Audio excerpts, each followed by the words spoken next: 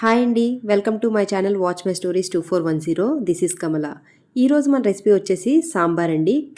ఈ సాంబార్ని పిల్లలు పెద్దలు అందరూ ఎంతో ఇష్టంగా తింటారు. దీని రెసిపీ చూసేద్దాం ఇప్పుడు. 2 ఉల్లిపాయలని సన్నగా ఈలుకలా కట్ చేసుకుందాం అండి. అలాగే 3 పచ్చిమిరపకాయలు తీసుకున్నాం. అలాగే 2 టమాటాలను కూడా చిన్న ముక్కలుగా కట్ చేసి తీసుకుందాం అండి. అలాగే 1 కప్పులోకి కందిపప్పు తీసుకున్నాను. ముందుగా సాంబార్కి కావాల్సిన వెజిటేబుల్స్ అన్నీ కట్ చేసి పెట్టుకుందాం అండి. దానికి నేను ఆనపకాయ, ముల్లంగి దుంప, అలాగే ములంకాడ అన్నీ రెడీగా పెట్టుకున్నానండి. వంకాయ సాంబార్కి కావాల్సిన బెండకాయలు అన్నీ చక్కగా ముక్కలుగా కట్ చేసి పెట్టుకున్నాను. మీకు వీడియోలో చూసిన విధంగా ముల్లంగి దుంప, అలాగే ఆనపకాయ, బెండకాయ, వంకాయ, ములంకాడ అన్నీ ముక్కలుగా పెట్టుకున్నాను. అలాగే సాంబార్కి చిన్నుల్లిపాయలు, కొత్తిమీర, ఇంకా అన్నిటినీ మీకు ఒకసారి మళ్ళీ చూపిస్తున్నానండి. ముందుగా చింతపండు నానబెట్టి దాన్ని జ్యూస్ తీసుకొని పక్కన పెట్టుకుందామండి. చింతపండు రసాన్ని చక్కగా వడకపెట్టి తీసుకున్నానండి. అలాగే తాలింపు కావాల్సిన ఆవాలు, జీలకర్ర, వెల్లుల్లిపాయ, ఎండుమిరపకాయ, ఇంగువ అన్నీ తీసుకున్నానండి.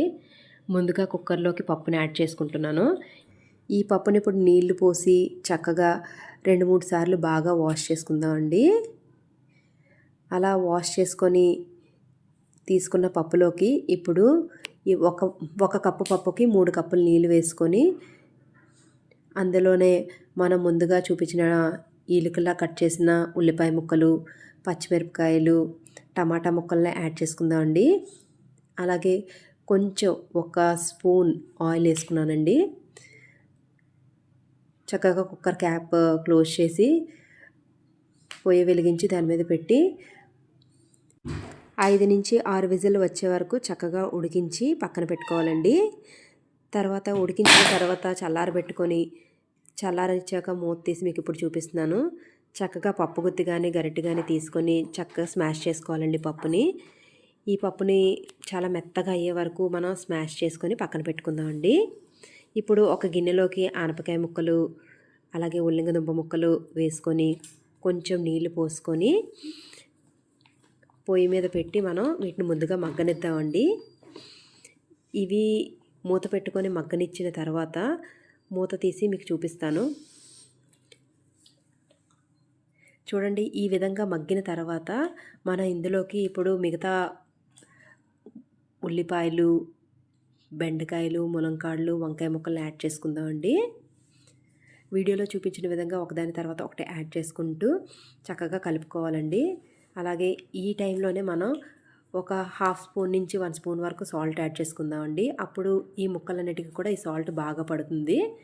ఇలాగా కలుపుకొని చక్కగా మూత పెట్టుకొని అవన్నీ మగ్గిన తర్వాత ముందుగా ఉడికించి పెట్టుకున్న పప్పుని మనం యాడ్ చేసుకుందామండి. యాడ్ చేసుకొని బాగా మిక్స్ చేసుకోవాలి.